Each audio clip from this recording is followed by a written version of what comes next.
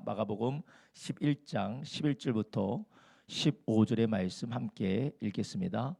마가복음 11장 11절부터 15절의 말씀입니다. 마가복음 11장 11절부터 15절의 말씀 함께 읽겠습니다. 마가복음 11장 11절부터 25절의 말씀 우리 한 절씩 교독하도록 하겠습니다. 마가복음 11장 11절부터 25절의 말씀 한 절씩 교독하도록 하겠습니다.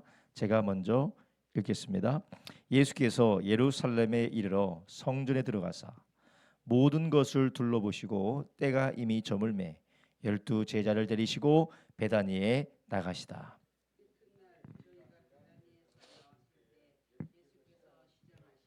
멀리서 잎사귀 있는 한 무화과 나무를 보시고 혹 그 나무에 무엇이 있을까 하여 가셨더니 가서 보신즉 잎사귀 외에 아무것도 없더라. 이는 무화과의 때가 아님이라.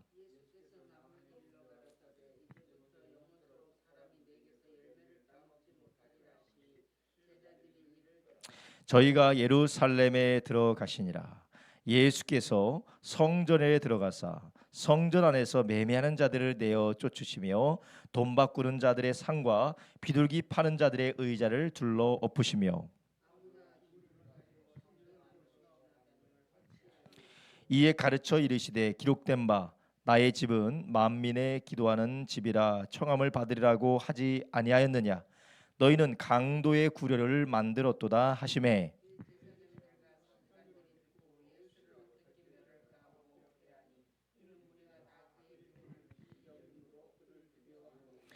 매양 점을 매 저희가 성 밖으로 나가더라. 베드로가 생각이 나서 여짜오되 라삐어 보소서 저주하신 무화과 나무가 말랐나이다. 내가 진실로 너에게 이르노니 누구든지 이 산더러 들려 바다에 던지우라 하며 그 말하는 것이 이룰 줄 믿고 마음에 의심치 아니하면 그대로 되리라.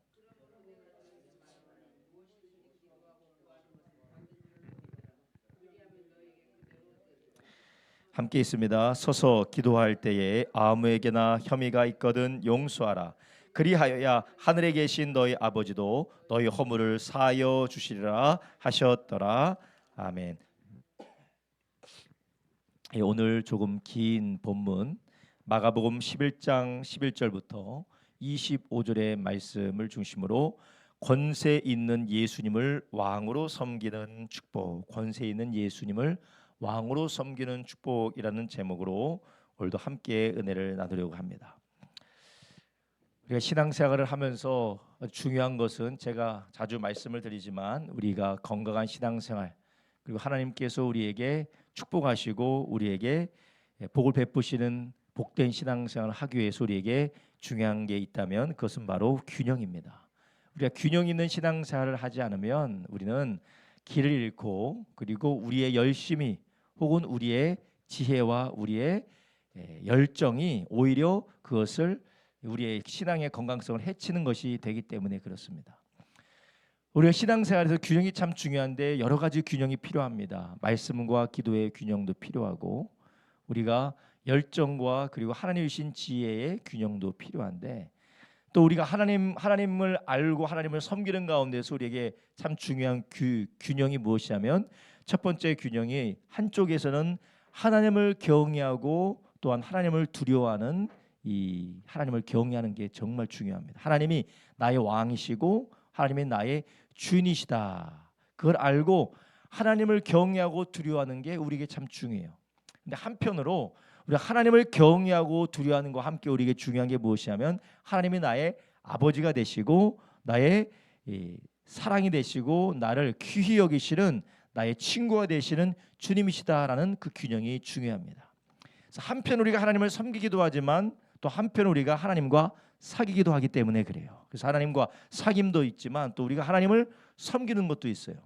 근데 여기서 우리가 하나로 치우치게 되면 우리의 열심과 우리의 열정과 그리고 우리의 모든 것들이 섬김으로만 치우치면 그게 무엇이 되느냐? 그것이 어느 순간 외식이 될 수가 있습니다. 외식이 되고 또 그것이 우리에게 하나의 의무가 될 수가 있어요. 사귐이 없이 섬김만 있게 되면 그게 외식이 되고 그것이 우리에게 의무가 되고 우리 나에게 짐이 될 수가 있는 것이요. 한편 우리에게 늘 사귐만 있고 섬김이 없으면 그게 뭐가 됩니까? 자기 중심적인 신앙생활이 될 수가 있는 것이에요. 모든 것이 나만을 위한 것이고 내 만족과 내 즐거움과 내 기쁨에만 기쁨에 채워지지 않으면 상관이 없다라는 식으로 살다 보면, 신앙생활 하다 보면 하나님이 원하시고 하나님께서 말씀하시고 하나님이 기뻐하시는 것이 무엇인지 우리가 외면하게 되는, 치우치는 신앙생활을 하게 되어 있습니다. 그래서 우리가 하나님을 섬기고 하나님을 왕으로 섬기고 하나님을 경외하는 것과 또 하나님이 나의 주님이시고 나의 신랑이시고 나의 친구가 되시고 나의 아버지가 되신다라는 사귐의 이 균형이 우리 가운데 늘 잘 잡혀 있지 않으면 우리는 한쪽에 치우칠 수밖에 없어요. 여러분은 어디에 치우쳐 계십니까? 목사님, 저는 균형 중에 상균형입니다. 저로서는 균형에 대한 건 묻지를 마세요. 이런 분은 설교 들을 필요도 없고 신앙생활 혼자 하시면 됩니다.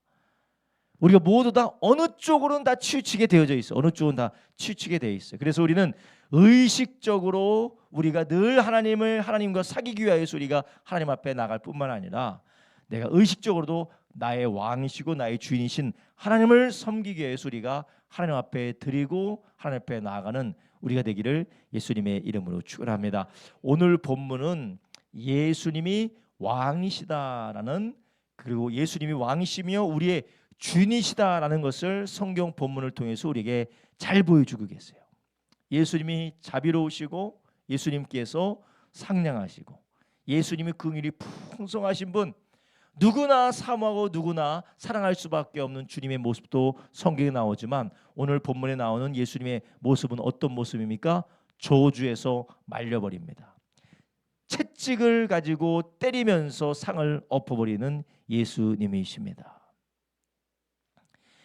예수님이 이렇게 채찍으로 때리고 상을 엎어버리고 예수님이 저주하여서 말라버리는, 이렇게 하시는 것이 예수님이 무언가 잘못된 것이 아니라 예수님은 그럴 수 있는 왕이시고 주권자시라는 것입니다. 우리가 우리를 귀히 여기시고 우리를 긍휼히 여기시고 우리를 살피시고 우리를 사랑하시는 우리의 주님을 우리가 사랑하고 주님과 우리가 교제하기도 하지만 우리가 잊지 말아야 될 것은 우리의 인생과 우리의 삶의 주인이 누구십니까? 예수님이라는 것도 잊어서는 안 된다라는 것이에요. 하나님은 우리의 필요를 채워주시고 우리를 너무나도 사랑하시고 또 우리를 귀히 여기시는 분이시기도 하시지만 우리가 누구를 위해서 우리가 지음을 받았습니까? 하나님을 위해서 우리가 지음을 받은 것입니다. 그래서 성경을 읽을 때 우리가 그것을 망각하게 되면 하나님을 나를 위한 하나님으로 우리가 착각하게 되어져 있어요. 나만을 위한 하나님으로 우리가 치우치게 되어진다는 것이에요. 성경에 보면 하나님께서 하나님의 사람들을 아주 상냥하고 하나님의 사람들에게 아주 다가가서 애원하시는 것은 성경에 별로 그렇게 많지가 않아요. 하나님의 아브라함에게 나타나서 뭐라고 하셨습니까? 너는 너의 본토 친척 아비 집을 떠나서 내가 너에게 지시할 땅으로 가라라고 했어요. 네가 지금 저쪽으로 가야 되네, 좀 가줄 수가 있지? 내가 좀 부탁하는데 좀 가라. 그러지 않았어요. 왜 어떻게 하셨습니까? 가라라고 하셨어요. 예수님도 제자들에게 와서 설명을 하시면서 얘들아 너희들이 나를 따르면 이것도 좋고 저것도 좋으니까 좀 따르면 좋겠네. 네가 좀 바쁘겠지만 좀 따라줄 수 있겠니? 부모님과 그물을 버리고 배도 버리고 좀 나를 좀 따라줄 수, 나중에 찾아줄게, 100배로 찾아줄게, 좀 따라줄 수 있어 라고 예수님 하셨습니까? 그러지 않으셨습니다. 그 이유가 무엇입니까? 예수님이 주인이시고 왕이시기 때문에 그렇습니다. 오늘 우리가 읽은 본문에서는 예수님이 예루살렘에 올라오셔서 여러 가지 일도 행하셨지만 그 중에 예수님이 이스라엘의 왕이시고 만물의 창조주 주권자이신 예수님의 모습을 우리에게 보여주고 계시는 것입니다. 우리는 이것을 우리가 신앙생활하면서 하나님께 기도하고 예배하고 그리고 우리가 하나님을 섬기고 하나님의 은혜를 사모하는 이런 신앙생활하면서 우리가 이런 주님의 모습을 우리가 망각하고 거기로부터 떠나게 되면 우리는 어떤 모습으로 바뀌어집니까? 우리가 편한 대로 신앙생활을 하려고 합니다. 하나님은 그렇게 째째하신 분이 아니다라고 하면서 그냥 나에게 편한 대로만 신앙생활을 하려고 하는 것이에요. 여러분, 그렇게 될 때 우리가 무엇을 상실하게 되느냐? 권세 있는 주님을 섬기는 뭐를 상실하게 됩니까? 축복을 상실하게 되는 것이에요. 예수님께서 알아주는 사람이 없어서 알아달라고 하는 것일까요? 그렇지 않습니다. 예수님이 알아줄 사람이 없어서 우리 성도님들에게, 그리고 저에게 하나님은 왕이시고 예수님은 주권자이시고 권세 있는 분이다라고 예수님이 알아달라고 우리에게 말씀하시는 것이 아닙니다. 그분은 아무도 알아주지 않아도 그분은 홀로 왕 중에 왕이신 줄 아시기 바랍니다. 마지막 때에 모든 입술이, 모든 무릎이 꿇어져서 예수님을 주인이라고 신할 수밖에 없는 날이 오게 된다는 것이에요. 그렇다면 주님께서 이렇게 말씀을 통하여 그분이 어떤 분인 거 우리에게 보여주신 이유는 무엇입니까? 왕으로, 주님을 왕으로 인정하고 섬기는 자가 누리는 복이 있고 하나님 주시는 은총이 있기 때문에 그렇습니다. 여러분, 우리가 그런 하나님의 은혜와 은총 가운데 들어가기를 예수님의 이름으로 축복합니다. 그래서 오늘 본문을 보면 예수님은 어떤 분으로 나옵니까? 그 왕으로 나오세요. 권세 있는 분으로 나오세요. 그래서 그 권세 있는 분께서 마가복음 11장 11절부터 12절에 뭐라고 하시냐? 한번 14절까지 읽어보겠습니다. 12절부터 읽을게요. 이튿날 저희가 베다니에 왔을 때 예수께서 시장하신지라 멀리서 잎사귀 있는 한 무화과 나무를 보시고 혹 그 나무에 무엇이 있을까 요 가셨더니 가서 보신즉 잎사귀 외에 아무것도 없더라. 이는 무화과의 때가 아님이라. 예수께서 나무에게 일러 가라사대 이제부터 영원토록 사람이 내게서 열매를 따먹지 못하리라 하시니 제자들이 듣더라. 아멘. 12절부터 14절에 보니까 예수님께서 저주하시는 장면이 나와요. 저주하세요. 예수님께서 저주하세요. 왜 예수님께서 저주하십니까? 내가 열매를 맺기를 원할 때에 열매를 맺지 못하면 저주하는 예수님은 누구세요? 주인이라는 거예요. 모든 것이 누구를 위해서 지음받은 것입니까? 예수님을 위해서 지음을 받은 것이라는 거예요. 이때가 무화과나무의 때가 어쨌든지 무화과가 창조되고 무화과가 심겨지고 무화과의 목적은 누구를 위한 것입니까? 예수님을 위한 것이에요. 그리고 오늘 본문에 나오는 이 성전에서 장사하는 사람들, 성전에서 이스라엘 백성들 착취하는 사람들도 성전이 누구 거예요? 하나님의 것이고 예수님의 것인데 누구의 이득을 위해서 사용하고 있습니까? 자기 자신들의 이득을 위해서 성전을 활용하고 사용하고 있었어요. 그러니까 예수님께서 그것을 다 엎으시고 채찍으로 때리는 이유가 무엇입니까? 우리 아버지의 집이고 내 아버지의 집이면 누구의 집이요? 내 집인데 너희가 강도의 구렬로 만들었다라고 예수님께서 책망하고 계시는 거예요. 이렇게 책망할 수 있는 권세 어디로부터입니까? 예수님이 왕이시고 예수님이 주인이시기 때문에 그렇습니다. 이스라엘은 무화과 나무는 누구를 위해서 지음받은 사람들입니까? 하나님을 위해서, 예수님을 위해서 지음을 받았다라는 것이에요. 여러분, 우리는 우리의 신앙생활 가운데서 우리가 하나님을 바라보고 하나님을 섬길 때 우리가 하나님이 우리를 위해서 계시는 것이 아니라 우리가 하나님을 위하여서 존재하고 지음받았다는 것을 잊지 마시기를 주님의 이름으로 축원합니다. 그래서 우리는 오늘 본문을 통해서 예수님은 우리의 모두의 주인인 것을 우리가 고백할 수밖에 없어요. 우리 예수님의 사역을 통하여서 우리는 무엇을 깨닫습니까? 예수님은 우리 모두의 뭐라고요? 주인이라는 것이에요. 한번 따라합니다. 예수님은 우리 모두의 주인입니다.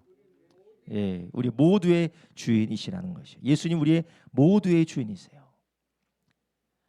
우리 안에 예수님이 계시고 또한 우리를 인도하시고 또한 우리로 이끄시는 그 주님이 나를 위하여서 나의 뜻과 나의 생각을 위해서 이끄시는 것이 아니라 누구를 위해서 이끄시는 거요? 예수님의 영광을 위해서 우리를 이끌어 가신다라는 것이에요. 이런 우리가 이것을 절대로 잊어서는 안 됩니다. 그런데 우리 모든 인간들은 자기중심적이기 때문에 우리가 왜 불평하고 왜 불만하고 우리가 왜 낙심하고 우리가 우리 신앙생활 가운데서 우리가 의욕을 잃어버립니까? 그 이유가 무엇이에요? 하나님의 뜻과 하나님의 뜻, 하나님의 소원을 생각하는 것이 아니라 나에게 안 맞는다라는 거예요. 내 기분에 안 맞고 내 상황에 안 맞고 내 뜻에 안 맞고 내가 괴롭다라는 거예요. 우리는 늘 무엇을 생각해야 됩니까? 하나님의 영광을 생각해야 된다라는 것이에요. 근데 우리는 나에게 맞지 않고 내가 기쁘지 않고 나에게 뭔가 즐거움이 없으면 그것이 다 나쁜 것으로 생각하는 것이에요. 그러나 이 세상의 모든 만물들이 누구를 위해서 지음받았다고요? 하나님을 위하여서, 우리 주님을 위해서 지음받았다라는 것이에요. 그래서 시편 24편 1절에서도 뭐라고 말씀하고 있습니까? 시편 24편 1절에서도 땅과 거기 충만한 것과 세계와 그 중에 거하는 자가 다 여호와의 것이로다. 아멘. 그렇게 하나님께서 우리에게 말씀하시는 거, 이 세상의 모든 것들이 다 누구의 것이라고요? 여호와의 것이다라는 것입니다. 여러분, 우리가 신앙생활하면서 내가 가진 모든 것이 하나님의 것이고 예수님의 것이고 내가 가진 모든 것이 주님을 위하여서 나에게 있는 것이다 라고 고백한다. 이것이 정말 쉽지가 않습니다. 아담과 하와 때부터 우리는 계속해서 누가 주인 돼서 누구 중심적으로 살아옵니까? 나 중심적으로 살아오는 것이요. 내가 화내는 이유가 무엇이에요? 내 뜻대로 안 되니까 화나는 거예요. 나를 무시하니까 화가 나는 것이에요. 하나님이 영광 받으시든 하나님이 기뻐하시든 상관없어. 내가 나쁘면 다 나쁜 거예요. 하나님의 뜻대로 무엇이 이루어지든 말든지 상관이 없어. 그냥 내가 싫고 내가 손해보고 내가 마음에 안 들면 짜증나는 겁니다. 그런데 반대로 하나님의 아들이시고 하나님이신 예수님께서는 인간으로 이 땅에 오셔서 어떻게 인간이 살아야 될지를 친히 보여주셨어요. 예수님께서 마지막 겟세마네 동산에서 뭐라고 기도하십니까? 아버지요, 내 뜻대로 하지 마시고 아버지의 뜻대로 되기를 원합니다라고 기도를 하셨다라는 것이에요. 여러분, 이것이 얼마나 우리에게 힘들고 어렵고 또한 우리의 약점이기도 합니까? 모든 것들의 기준이 무엇이요? 나에게 달려있는 것이에요. 모든 것이 납니다. 어떤 일이 벌어져도 이것이 나에게 유익이 되느냐, 이것이 나에게 손해가 되느냐, 그것이 생각이 돼요. 이것이 나에게 기쁨이 되느냐, 나에게 슬픔이 되느냐, 그것만을 생각합니다. 사진을 찍어서 핸드폰에 누가 와서 사진을 찍어 보내줬어요. 우리 교회 단체 사진 찍어 보내줬어요. 제일 먼저 뭐 보고 있어요? 나 보고 있어요. 나 보고 있어요. 나 보고 있어요. 이게 우리의 연약한 모습입니다. 아니, 목사님, 그러면 사진 보면 나 보지 뭐 누굴 봐요? 내 새끼 보지 누굴 봐요? 근데 그게 피할 수 없는 우리의 자기 중심적인 모습이라는 것이에요. 그것을 통해서 하나님이 기뻐하시는 모습인지 일단 그건 상관없어. 나를 보고 누구를 보는 거. 그래서 다른 사람이 아무리 잘 나왔어도 내가 누구 안고 있으면 그 사진은 망한 사진이에요. 다른 사람이 아무리 잘 나왔어도 내가 누구 안고 있다, 망한 사진이에요. 다른 사람이 아무리 잘 나왔어도 내가 볼이 뚱뚱하게 나왔다, 이게 잘못 나온 사진이에요. 다른 사람이 아무리 잘 나왔어도 내 얼굴이 크게, 내 머리가 앞에서 크게 나왔다, 이게 잘못 나온 사진이에요. 다른 사람은 크게 나왔던, 눈 감고 있던, 눈 찢게 나왔던, 나만 잘 나오면 그 사진 최고예요, 최고. 그 걸어놓고 있죠. 인간의 자연스러운 현상이기도 하지만 그만큼 우리가 연약하다라는 것입니다. 하나님이 이것을 통해서 얼마나 기뻐하실지, 이것을 통해 누군가가 얼마나 하나님의 은혜로 기뻐할지 우리는 생각을 잘 하기 어렵습니다. 물론 저도 마찬가지예요. 저도 그렇습니다. 하나님이 우리에게 여기에서 넘어서서 진정으로 우리의 삶을 복되게, 우리의 삶을 축복하게 원하시는 하나님의 마음과 소원이 무엇입니까? 바로 하나님께서 우리를 통하여서 하고자 하시는 것이 무엇인지를 보게 하시고 듣게 하는 주님의 뜻이라는 것이에요. 여러분, 얼마나 감사합니까? 우리가 그것을 따라 살지 않으면, 이것을 우리가 보지 않으면 우리가 하나님의 은혜 가운데서 벗어나게 되고 우리가 넘어질 수밖에 없는 것입니다. 오늘 예수님께서 성전에서 누군가에게 채찍을 가지고 때리면서 상을 엎어버려요. 엎음 당하는 사람은 지금 기분이 좋을까요, 나쁠까요? 나쁜 거예요. 엎음 당하면 지금 나빠요. 그러니까 이제 우리의 삶에서 무너져야 될 게 있을까요, 없을까요? 없어요? 있어요. 맞아요. 다 무너져야 돼요. 얼마나 다 무너져야 되면 예수님 다 무너져야 되면 주님께서 우리를 이 모습 그대로 천국에 안 보내시잖아요. 탈탈탈탈 털으셔가지고 이제 약해져서 요단강을 건너서 하나님 나라로 이끌어 가시잖아요. 아니면 핍박 가운데서 괴롭고 힘들고 어렵다가 주님 오시면 우리가 들림받지 않겠습니까?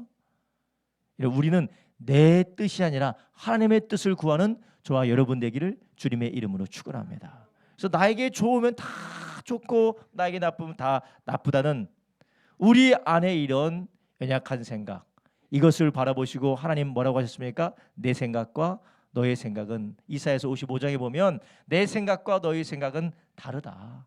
나는 너의 생각보다 내 생각은 더 높다라고 하나님 말씀하고 계시는 것입니다. 오늘 예수님께서 이 성전에서 엎어버리고 그리고 무화과 나무를 저주할 때 제자들은 다 이해하지 못했을 거예요. 그리고 성전에 있는 사람은 그것을 싫어하고 거기에 대해서 아주 마음 가운데에 분노하고 악심을 품었습니다. 그래서 오늘 성경에 보면 뭐라고 하고 있습니까? 18절 한번 읽겠습니다. 대제사장들과 서기관들이 듣고 예수를 어떻게 멸할까 하고 꾀하니 이는 무리가 다 그의 교훈을 기이 여김으로 그를 두려워함 일러라. 아멘.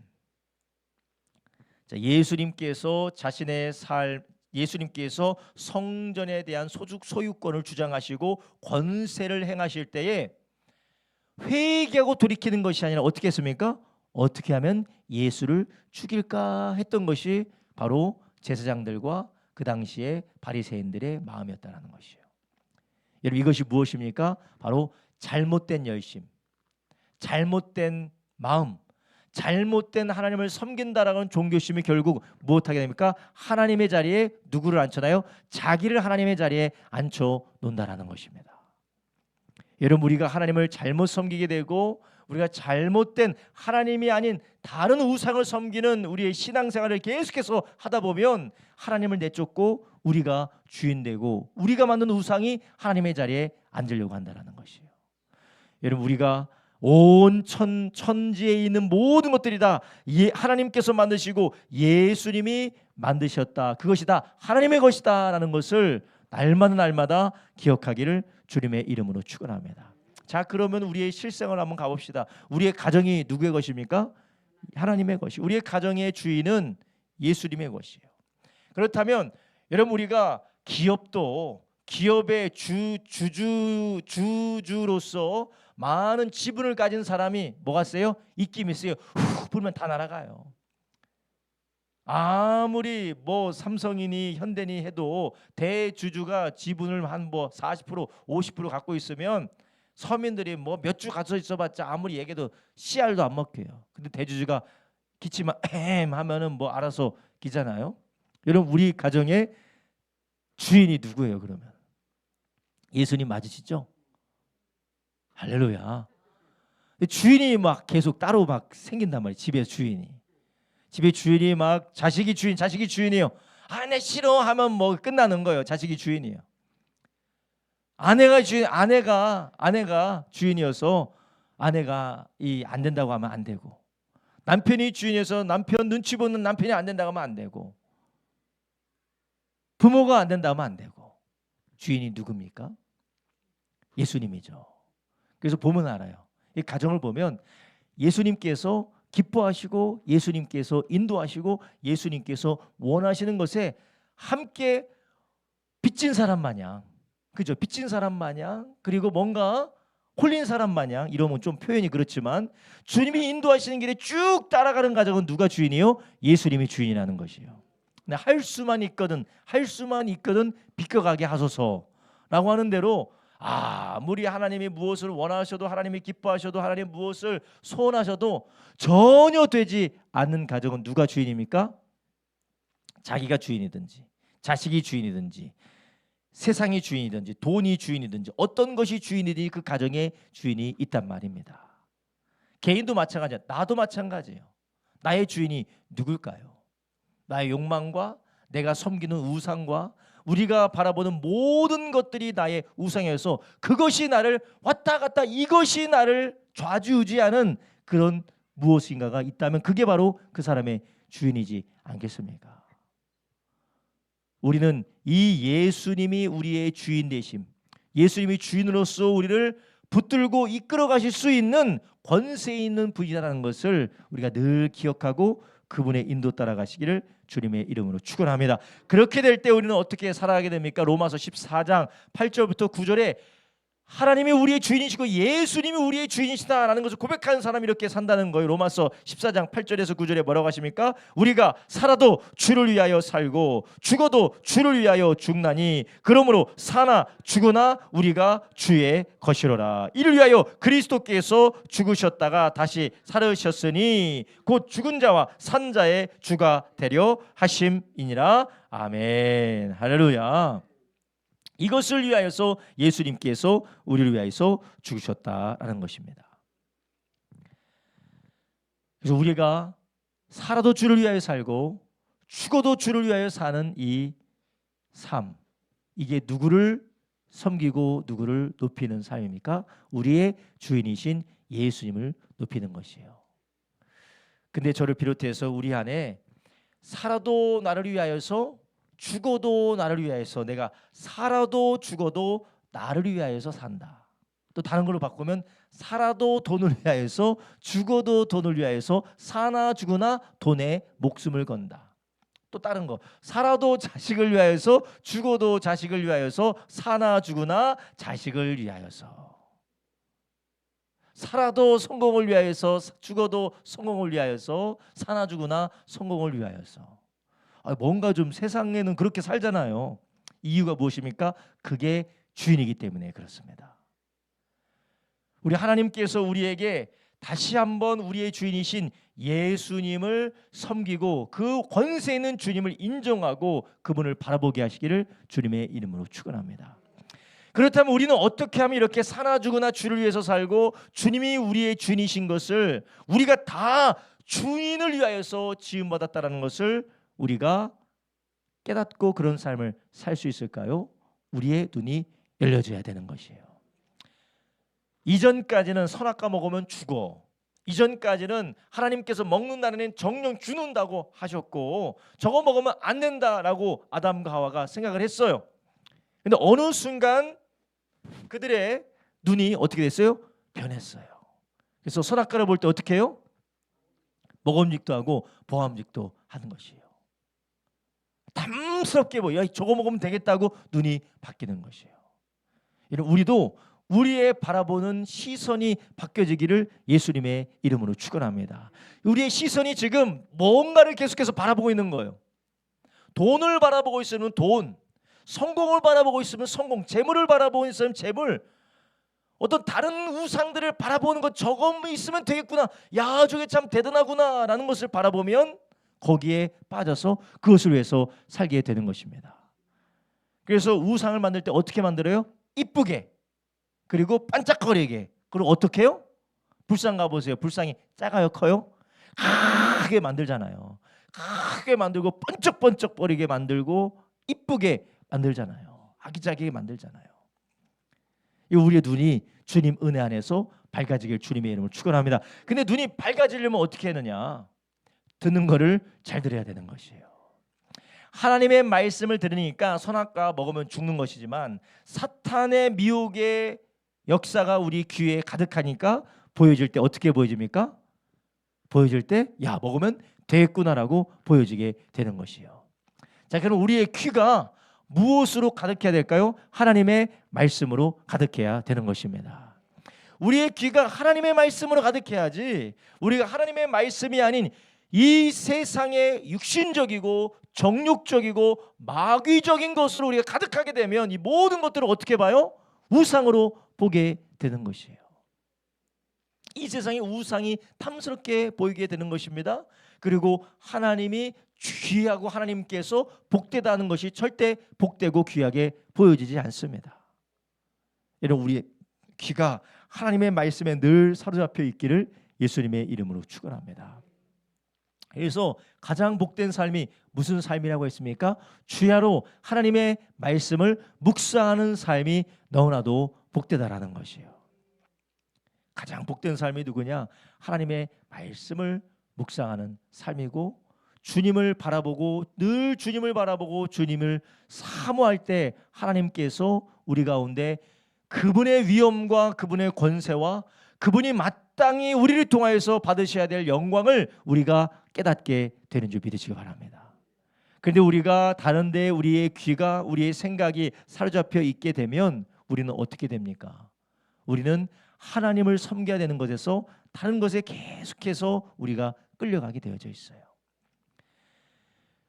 이렇게 우리가 하나님의 말씀을 따라 계속해서 우리의 눈이 벗어지게 되는 자들의 삶이 어떤 삶입니까? 에베소 1장 18절 이하에 보면 우리가 우리의 눈이 지혜와 계시의 정신으로 밝아져서 그분의 영광과 능력과 우리를 향한 주님의 뜻을 보게 되는 줄 아시기 바랍니다. 바라기는 우리 모든 성도님들이 그런 열려지는 역사가 있기를 주님의 이름으로 축원합니다. 또 오늘 본문을 보니까 예수님께서 저주하시고 예수님께서 상을 뒤엎는 것을 볼 때 그분이 모든 것을 소유하신 왕이다 라고 우리가 말씀을 통해서 깨달을 뿐만 아니라 또 우리는 무엇을 알 수 있습니까? 이렇게 심판하시고 예수님께서 꾸짖으시고 이런 권세 있는 분 앞에 우리가 언젠가는 심판대 앞에 서게 된다는 것이요. 언젠가는 우리가 심판대 앞에 서게 된다는 것이요. 두 번째로 우리는 모두 주인의 심판대 앞에 서게 된다는 것이. 제가 강산 집사님한테 다른 거 드렸나 봐요. 제가 그것을 새로 저장을 하지 않고 옛날 거 그대로 드렸나 봐요. 죄송합니다. 우리 모두 다 주님의 주인 되신 예수님의 심판대 앞에 우리가 서게 될 것이라는 것이에요. 이 세상에서 무화과 나무도 열매를 맺지 않는다고 예수님이 어떻게 하십니까? 저주하셨는데 이 저주는 예수님께서 개인적으로 기분이 상해서 그냥 저주했다라기보다는 먼저는 이스라엘을 상징하는 무화과 나무를 저주함으로 열매를 맺지 못하는 이스라엘, 예수님 메시아를 받아들이지 않고 오히려 예수님을 거역한 이스라엘은 망하게 될 것이다 라는 저주를 심판을 예수님께서 보여주신 것입니다. 여러분 우리 모두 다 예수님의 심판대 앞에 서게 되는 날이 있습니다. 우리가 그것을 망각하게 되면, 그것을 잊게 되면 우리는 우리의 삶을 어떻게 살아가게 되나요? 내 마음대로 계속해서 삶을 살아가게 되는 것이에요. 지혜로운 왕이었다라고 하는 솔로몬이 전도서 12장 14절에 뭐라고 합니까? 너희는 나중에 하나님 앞에 계수할 것, 심판받을 것이 있다는 것을 너는 절대로 잊지 말라는 것이에요. 하나님은 모든 행위와 모든 은밀한 일을 선악간에 뭐 하신다고요? 심판하시는 하나님이시다라는 것이에요. 우리 주님은 우리 가운데 계셔서 우리를 심판하시고 우리의 삶을 계수하시고 우리의 삶을 달아보시는 주인인 것을 잊지 마시기를 예수님의 이름으로 축원합니다. 주께서 우리에게 뭐라고 하셨습니까? 너희가 마지막 날까지 내가 너희와 항상 함께 있으라고 하셨어요. 이게 참 감사한 일이죠. 주님 우리를 떠나지 않으니까. 근데 우리는 그 주님과 함께 있기 때문에 또한 우리의 삶이 하나님 앞에, 주님 앞에 다름질 받는 삶이 되는 줄 아시기 바랍니다. 이런 우리의 삶을 주님께서 심판이 아니라 칭찬과 주님의 격려가 있는 저와 여러분 되길 주님의 이름으로 축원합니다. 오늘 본문을 함께 보겠습니다. 15절부터 읽겠습니다. 15절 보겠습니다. 저희가 예루살렘에 들어가니라. 예수께서 성전에 들어가사 성전에서 매매하는 자들을 내어 쫓으시며 돈 바꾸는 자들의 상과 비둘기 파는 자들의 의자를 둘러 엎으시며 아무나 기구를 가지고 성전 안으로 지나다님을 허치 아니하시고 이에 가르쳐 이르시되 기록된 바 내 집은 만민의 기도하는 집이라 칭함을 받으리라 하고 하지 아니하였느냐. 너희는 강도의 구례를 만들었도다 하시매. 성전은 무슨 집이라고 했나요? 만민이 기도하는 집이에요. 하나님 앞에 기도하고 하나님 앞에 제사하고 하나님을 찬양하고 그들이 죄를 가지고 와서 하나님 앞에 죄의 사함을 받는 곳이 바로 성전이었어요. 그것을 위하여서 제사장들이 뭘 해야 됩니까? 그것을 위하여서 봉사하는 자리가 바로 성전이었어요. 하나님의 뜻을 위하여서 하나님께서 백성들이 기도하게 하기 위해서 백성들이 하나님을 섬기고 백성들이 하나님께 나오게 하기 위하여서 섬기도록 청지기로서 일꾼으로서 성전을 제사장들에게 어떻게 했어요? 맡겨줬던 것이었어요. 근데 그것을 가지고 뭐 했습니까? 장사고 자기들의 수익을 위해서 자기들의 재물을 위해서 자기들의 욕심을 채우는 일에 그것을 사용했다라는 것이에요. 이것을 예수님께서 심판하신 것입니다. 예수님 상을 엎으시고 예수님 채찍으로 몰아낸 것은 마지막 날에 심판하실 것을 미리 보여주신 것이에요. 여러분 이 일이 2000년 전에 성전에서만 예루살렘 성전에서만 일어나는 것이 아닙니다. 정말 무서운 말씀이죠. 우리의 몸은 누가 거하시는 성전입니까? 성령이 거하시는 성전이라는 것이요. 그러니까 우리의 육신을, 우리의 인생을 예수님이 성령으로 오셔서 모시는 성전으로 우리가 살아간다면 이것은 무엇을 위한 삶입니까? 주님을 섬기고 주님께 영광 올려드리기 위한 우리의 삶이 돼야 될 줄로 믿습니다. 근데 우리가 인생 한 번 사는 거 재밌고 즐겁고 행복하고 만끽하면서 살아야지 뭘 그렇게 사느냐라고 많이 이야기하는 사람들이 있어요. 우리의 인생이 누구 겁니까? 세상 사람들은 자기 거라고요. 그래서 내 몸, 내 인생, 나의 한 번 왔다 가는 인생 재밌게 즐기다가 내 마음대로 내가 하고 싶은 거 다 해보면서 살아야겠다라고 하는 것은 세상 사람들이에요.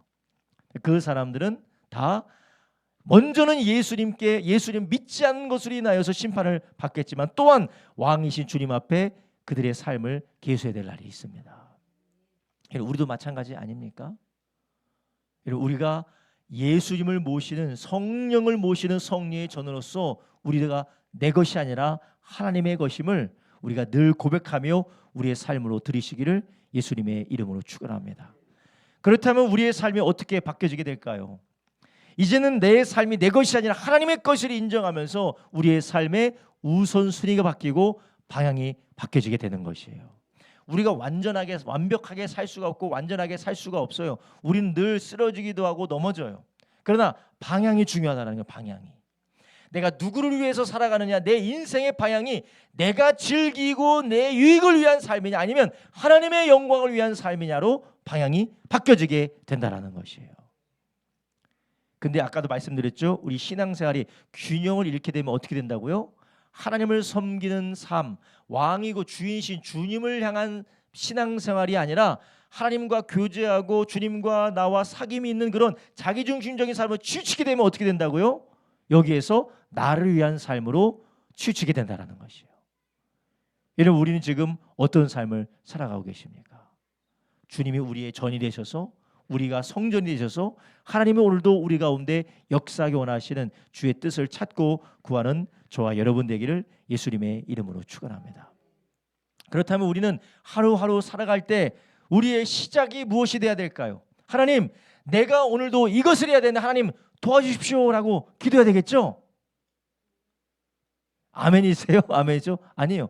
하나님, 내가 오늘도 무엇을 하기 원하십니까? 하나님, 오늘도 내가 이번 달도 어떻게 하기 원하십니까? 하나님, 올해도 내가 어떻게 하기 원하십니까? 하나님, 내 인생이 하나님 앞에 어떻게 드려지기 원하십니까? 하나님, 내 가정이 어떻게 세워지고 하나님, 내 가정이 어느 길로 가기 원하고 하나님, 내 가정이, 내 자녀들이 어떻게 하나님 앞에 드려지기 원하십니까? 해야지 내가 이걸 원하고 내가 저걸 원하고 내가 저걸 원하고 하다가 이 길 택하고 저 길 택했으니까 하나님 이거 도와주십시오. 참 그래도 난 괜찮지 않습니까? 하나님을 찾았으니까. 지난번에도 말씀드렸죠. 이것은 불교에도 있는 거예요. 무속신앙에도 있습니다. 다른 신앙에도 이런 거 다 있어요. 그러나 우리 예수님을 섬기고 구원받은 하나님의 자녀들은 누굽니까? 예수님처럼 내 뜻대로 마옵시고 아버지의 뜻대로 되기를 원합니다. 그렇다면 우리의 삶의 방향과 우리의 삶의 계획이 누구로부터 오게 됩니까? 하나님으로부터 오게 되게 된다라는 것이에요. 할렐루야.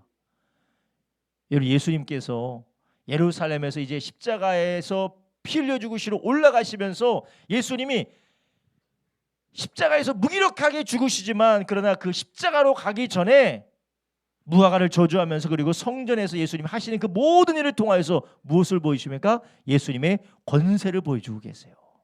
예수님의 주권을 지금 보여주고 계시는 것입니다.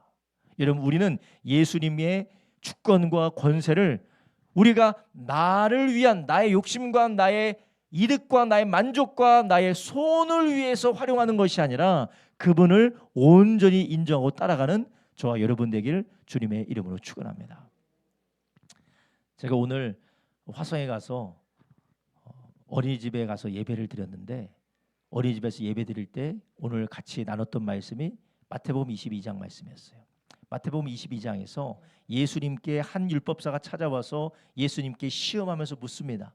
예수님, 율법 중에 가장 큰 율법이 무엇입니까? 그러니까 예수님이 그렇게 그 이야기를 듣고 대답하려고 할 때 아마 율법사는 예수님을 시험하기 위해서 그 질문했으니까 예수님이 무엇을 대답하기 원했을까요? 안식일이다. 안식일 지키는 것이 제일 크다라고 예수님 대답하기 원했을 거예요. 왜냐? 예수님은 안식일에 병 고치고 귀신 쫓아내고 안식일에 뭐 비벼서 드시기도 하고 제자들을 먹고 그랬으니까 그거 가지고 예수님 책 잡고 그러려고 했는데 예수님 뭐가 큰 계명이라고 했어요? 하나님 사랑하고 이웃 사랑하면 된다. 그게 가장 큰 계명이다. 가장 큰 계명이다라는 게 무엇입니까? 이 계명을 잘 지키면 나머지 계명은 다 따라오는 것이야. 우리가 자녀들에게 야, 너 공부 좀 못해도 돼. 너 뭐 좀 잘 못해도 돼. 그거 좀 안 돼도 돼. 그렇지만 이거는 잊지 마. 어딜 가든지 성실해라. 어딜 가든지 성실하고 어딜 가든지 정직하고 어딜 가든지 책임감 있게 행동하고 네가 뱉은 말은 네가 한 약속을 꼭 지키는 사람이 되라. 그 이유가 무엇입니까? 그것만 잘하면 나머지는 따라 들어오는 거예요. 제일 큰 계명 하나님 사랑 이웃 사랑하면 10가지 계명 다 따라온다라는 거예요. 그래서 제일 큰 계명이라고 했잖아요. 우리가 하나님 이것 해주세요, 저것 해주세요, 저것 해주세요, 저것 해주세요. 막 하나님을 나를 위한 하나님이야. 다 나를 위한 하나님이야. 근데 우리가 하나님의 권세와 하나님의 나라와 하나님의 의를 인정하고 그분을 위한 섬기는 삶을 살게 되면 어떻게 될까요? 나머지는 다 따라온다라는 거예요. 근데 그렇게 주님이 어떠한 분이신지 알고 주님이 어떠한 분이신지 인정하면서 살아가는 삶이 아니라 우리는 계속해서 하나님을 계속해서 부려먹으려고 하는 거예요. 하나님 왜 이거 안 돼요? 하나님 왜 저거 안 돼요? 저거 안 돼요? 저거 안 돼요? 하나님이 어떠한 분이신지 인정하는 게 안 되는 게 제일 큰 문제라는 것이에요.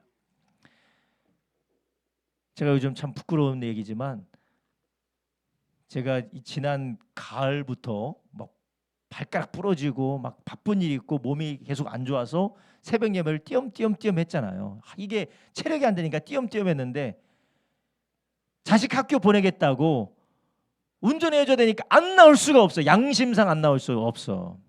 차라리 내가 목사를 안 하고 말지. 자식은 차 태워서 저가 보내주면서 새벽 예배를 안 나온다? 이건 인간도 아니다. 그래서 제가 고개를 끄덕끄덕 하는 사람은 정말 저렇게 성령 충만하신 분을 제가 본 적이 없어요. 갑자기 얼굴에서 광채가 나. 그래서 제가 새벽 예배를 계속해서 나오고 있잖아요.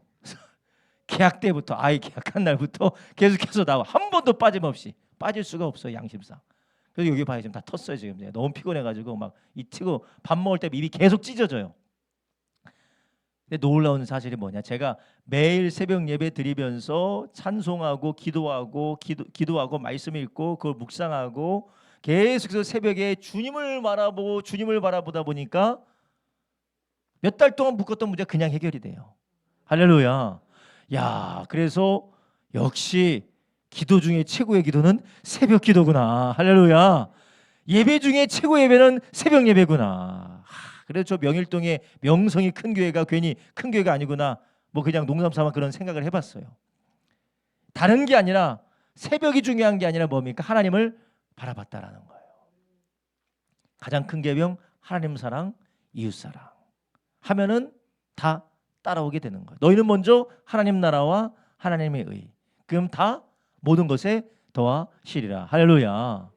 우리가 우리의 주인이 하나님이시고 우리는 언젠가 심판대 앞에 쓴다라는 것을 알고 주님을 계속해서 바라보면서 주님을 위한 삶을 하나님을 섬기고 하나님이 기뻐하신 뜻이 무엇이고 주님이 어떤 분이신지 바라보는 삶을 살게 되면 우리 주님께서 그분의 권세와 능력으로 우리의 삶을 이미 이끌어 가실 수도 있었지만 이끌어 가시지만 우리가 그것을 경험하게 되는 줄 아시기 바랍니다. 이런 우리가 지금 문제거리, 걱정거리, 근심거리에 막 사로잡혀서 하나님 안 바라보는 삶을 살면 풀릴까요? 안 풀릴까요? 절대 안 풀려요. 하나님이 사랑하면 할수록 안 풀려요. 제가 저희 아이 있는데 이거 안 들리죠? 저희 아이 첫째 아이가 있는데 핸드폰이 있잖아요. 핸드폰을 제가 막아뒀어요. 그래서 제가 몇 시부터 몇 시까지 쓸 수 있다 때만 써요. 평상시엔 절대 연락 안 해요. 평상시에 절대 연락 안 하는데 나랑 약속해서 이제 하교할 때 아니면 뭐 학원 끝나고 올 때 할 수 있도록 제가 약속했기 때문에 그때 막 계속 연락을 해요. 막 계속 평상시에 연락, 아버지 식사는 하셨습니까? 아버지 잘 계시죠? 그런 연락 없어요. 절대 없어요. 없어요. 꼭 핸드폰 풀어달라고 할 때마다 계속 아빠 뭐 문자가 막 5개 6개 7개 8개 계속 와요. 응답은 안 하면 할 때까지 계속해. 할 때까지. 부모님들은 아시잖아요. 그게 귀찮으면서도 반갑잖아요. 그렇죠? 사랑하니까. 안 귀찮아요. 안 반가우신 분이 있으신가 봐요. 하나님도 그러세요. 하나님도 하나님과 사귀고 하나님을 바라볼 수 있도록 하나님이 문제가 왕창인데, 물론 내 죄 때문에, 나의 허물 때문에, 세상의 악함 때문에 문제가 많이 있지만 해결해 주면 하나님 봐요, 안 봐요? 안 보니까 안 해주는 거예요. 안 본다니까요. 인간은 볼 수가 없어요. 인간이 하나님이 문제 해결해 주면, 인간이 하나님을 보면은 예수님이 오실 필요가 없어요. 그래서 하나님은 어떻게 하십니까? 그 고난 가운데서 눈을 들어 주님을 보라는 것이에요. 계속해서 예수님을 바라봐야 됩니다. 주님을 바라보게 될 때 우리는 그 안에서 주께서 나도 모르는 사이에 은혜 가운데 풀어지게 되는 것을 경험하는 것입니다. 오늘 예수님께서 뭐라고 하십니까? 예수님이 어떤 분이신지를 보여주시면서 오늘 본문에 21절에 뭐라고 합니까? 베드로가 생각이 나서 랍비여 보소서, 저주하신 무화과 나무가 말랐나이다. 예수님께서 그 뒤에 말씀하시는 게 어떤 말씀 같냐면, 몰랐냐? 그러면 네가 내가 어떤 사람인지 몰랐느냐라는 말처럼 예수님 그 다음에 하시는 거예요. 22절에 뭐라고 하십니까? 예수께서 대답하여 저에게 이르시되 하나님을 믿으라. 나를 믿고 하나님을 믿으라는 것입니다. 예수께서 대답하여 저에게 이르시되 하나님을 믿으라. 내가 진실로 너에게 이르노니 누구든지 이 산더러 들려 바다에 던지라 하며 그 말하는 것이 이룰 줄로 믿고 마음에 의심치 아니하면 그대로 되리라. 자, 여기서 구하고 의심치 아니하면 그대로 된다라고 해서 의심치 아니한다는, 의심치 아니하는 마음의 상태가 중요하기도 하겠지만 더 중요한 게 무엇이에요? 내가 누구에게 기도했다고요? 하나님 앞에 기도했다라는 것이에요. 그 하나님이 누구라고요? 주인이시고 권세 있는 통치자, 심판자 하나님이라는 것이에요. 내 기도를 들어주신 하나님, 능력이 크신 하나님. 그렇죠? 예수님 능력 크신 거 알죠? 근데 우리가 우리의 삶에서 그분을 바라보면서 늘 그분과의 주권을 있으시고 통치하시고 주관자이신 그분과 인격적인 교제를 하면서 그분을 섬기며 살아갈 때 이 말씀대로 이루어지게 될 줄로 믿습니다. 그러므로 내가 너에게 말하니 무엇인지 기도하고 구하는 것을 받은 줄로 믿으라. 그래야면 너에게 그대로 되리라. 할렐루야.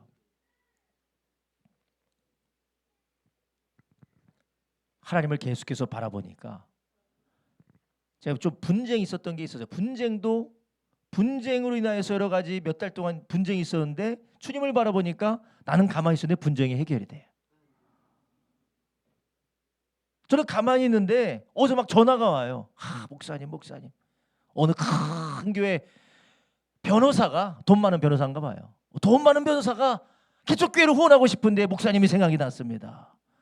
빨리 좀 보내주세요. 할렐루야. 뭐 찾지도 않았어요. 뭐 해달라고 하지도 않았어요. 얼굴에서 광채가 나시네. 아주 은혜를 받으셨어요. 백 쓴 적도 없고 저 좀 후원해달라고 편지 돌린 적도 없어요.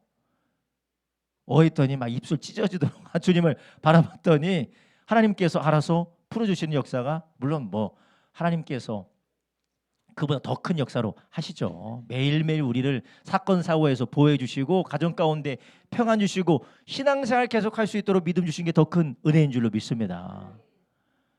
그렇지만 우리가 무엇을 바라봐야 되느냐? 우리의 눈이 하나님을 바라보고 예수님을 바라보는 저와 여러분 되길 주님의 이름으로 축원합니다. 그래서 우리는 주님을 바라보게 될 때 우리는 무엇을 경험합니까? 예수님은 자비하시고 능력이 크신 주인이다라는 것을 우리는 경험하게 된다는 것이에요. 그분이 왕이시고 그분이 주인이시고 결국 그분이 심판하시는 분이시라는 그분의 권세를 우리가 인정하고 그분을 높여드리고 그분을 바라볼 때 우리는 어떤 역사가 있습니까? 그 가운데서 자비하시고 능력이 크신 주인이심을 우리가 경험하게 된다는 것이에요. 이 우리가 주님의 권세도 인정하지 않고 주님의 주권도 우리가 인정하지 않고 우리는 하나님을 인정하고 하나님을 경외하지 않고 그냥 하나님이 좋으신 분이시니까 하나님은 능력이 많으신 분이다라고 해서 아무 우리가 주님 앞에 구해도 우리는 그 자체가 무엇을 이야기하는 것이냐? 우리의 불신앙을 고백하는 것입니다. 오히려 하나님을 만홀히 여기는 것과 마찬가지입니다. 그래서 예수님은 자신의 권세와 자신의 주권을 인정하는 하나님의 사람들에게 말씀하시고 그렇게 하라고 인도하신 이유가 무엇이냐? 나를 알아달라는 것이 아니라 자비하시고 능력이 크신 주님의 은혜를 경험케 하기를 원하시기 때문인 줄 아시기 바랍니다. 여러분, 그 주님이 성경에서는 계속해서 뭐라고 하십니까? 그분은 때를 따라 돕는 은혜를 주시는 복된 분이라는 것이에요. 히브리서 4장 16절에 뭐라고 하십니까? 히브리서 4장 16절에 그러면 우리가 그 긍휼하심을 받고 때를 따라 돕는 은혜를 얻기 위하여 은혜의 보좌 앞에 담대히 나아갈 것이니라. 아멘. 이게 우리가 하는 게잖아요. 우리가 늘 이걸 많이 하잖아요. 은혜의 보좌 앞에 담대히 나가서 때를 따라 돕는 은혜를 우리가 늘 구해요. 근데 뭐가 빠졌다고요? 그분이 왕이시고 주인이시고 심판자이시고 그분이 모든 것을 소유하신 주권자라는 것을 우리가 인정하기를 어떻게 한다고요? 꺼려 한다라는 거예요. 그거와는 상관이 없는 삶을 산다라는 것이에요.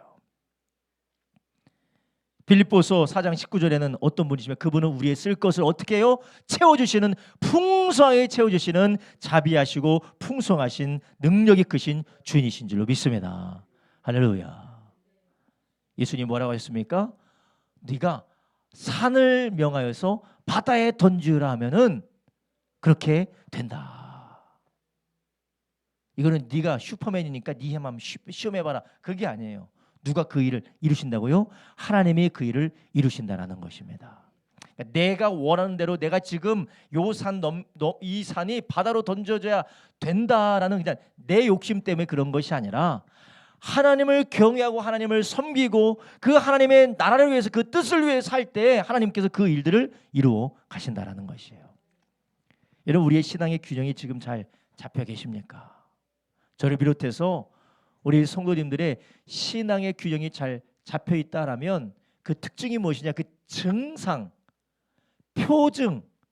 표지가 뭐냐? 신앙생활이 균형이 잘 잡혀 있는 표지가 있다면 무엇이냐? 바로 자기 부인하고 있냐 이거예요. 자기 부인하고 있냐. 힘들고 어렵고 고통스러워도 자기 부인의 신앙생활을 하고 있느냐. 물론 제가 아까 말씀드렸어요. 하나님과 사귐이 없으면 이 자기 부인이 뭐가 된다고요? 자기 의가 되고 그리고 이것이 의무가 되어져요. 나를 짓누르는 종교적인 짐이 돼요. 근데 그것을 우리가 그것도 두려워하고 그것도 경계해야 되겠지만 우리가 늘 주님과의 사귐만 있다면 무엇이 없어요? 자기 부인이 없는 신앙생활이 돼요. 내 편한 대로, 내 좋은 대로, 내 하고 싶은 대로. 힘들어? 안 해. 나 하기 싫어? 안 해. 그거 왜 해? 근데 주인이 무엇을 원하시는지, 주인이 무엇을 기뻐하시는지, 주인이 우리에게 무엇을 말씀하셨는지에 대해서는 무관심하게 되는 것이에요. 바라기는 우리 성도님들 가운데 주님과의 사귐이 있는 분들이 계시다면 주님과의 사귐 안에서 하나님의 주권과 권세를 인정하고 주님을 섬기는 섬김이 넘쳐나시기를 예수님의 이름으로 축원합니다. 만약 여러분이 주님을 주인으로, 예수님을 주인으로, 예수님 왕으로, 예수님을 심판자로 인정하여서 우리 정말로 헌신하고 자기 부인하는 삶을 살고 있는데 그것이 짐이고 그것이 두려움이고 그것이 나에게 부담으로 있다면 주님과의 사귐도 회복되시기를 예수님의 이름으로 축원합니다. 근데 오늘은 하나님이 오늘 말씀을 통해서 우리에게 무엇을 주셨습니까? 하나님을 경외하는 것을 우리는 회복하셔야 되는 것이죠. 우리가 사람 두려운 줄 알잖아요. 사람 두려운 줄 알고 법 무서운 줄 알고 우리가 세상 무서운 줄 알고 살지 않습니까? 그런데 우리가 하나님 두려운 줄 알고 살지 않는다면, 그분을 경외하는 것을 우리가 잊고 살아간다면 우리는 하나님 앞에 균형을 잃은 신앙생활을 하고 있는 것이에요. 저를 비롯해서 우리 모든 성도님들이 다시 왕이시고 다스리시고 우리의 주인 되시고 심판하실 그분을 향한 믿음이, 우리의 태도가 회복되어지기를 주님의 이름으로 축원합니다. 늘 말씀드리잖아요. 예수님은 비인격적인 하나님이 아니십니다. 우리의 태도와 우리의 마음과 우리의 삶의 모습을 통하여서 인격적으로 우리를 만지시는 분이세요. 그냥 자동 자판기처럼 누르면 나오는 그런 분이 아니십니다. 그것을 원하지 않으세요. 우리의 회개와 우리의 돌이킴과 우리의 자기 부인과 우리의 헌신을 기뻐하시고 그 가운데서 하나님의 살아계심을 보여주길 원하시는 줄로 믿습니다. 그래서 우리 주님께서는 우리에게 사람들이 믿지 않으면 않을 수 없는 증거를 가지고 예수 믿으라고 하는 것이 아니라 전도에 미련하는 것을 통하여서 인격적으로 주님을 영접하고 주님 앞에 믿음으로 나오게 하지 않습니까? 우리 모든 성도님들 다시 한번 우리 주님 앞에 이런 하나님의 주인 되심, 다스리는 왕으로서의 주님의 주적거를 인정하는 저와 여러분 되기를 예수님의 이름으로 축원합니다. 기도하겠습니다. 이 시간 우리 함께 기도할 때 주여, 주님께서 우리를 다시 한번 하나님의 다스리시고 우리의 왕이시고 주인이심을 우리가 바라보게 하여 주시옵소서. 하나님 아버지, 우리는 계속해서 자기 중심적이고 나에게 만족이 되어야 되고 나의 필요가 충족이 되어야 되고 나의 괴로움이 해결이 되어야 되는 것만 우리가 찾았지, 하나님의 뜻이 무엇인지, 하나님의 소원이 무엇인지, 하나님의 명령이 무엇인지, 하나님의 뜻이, 하나님의 소원이 무엇인지 우리는 무관심하며 하나님을 우리의 삶에 통원하려고만 했던 것을 용서하여 주시옵소서. 주여, 우리로 다시 한번 왕이신 주님 앞에 무릎 꿇고 주님 앞에 순종하며 주님 앞에 드려지는 우리의 삶 되게 하여 주시옵소서. 사나 죽으나 예수를 위하여서, 사나 죽으나 우리의 주인이신 하나님을 위하여서 드려질 수 있도록 성령님 우리를 주정하여 주시옵소서. 우리가 주여 세 번을 합심하여 기도합니다. 주여, 주여, 주여.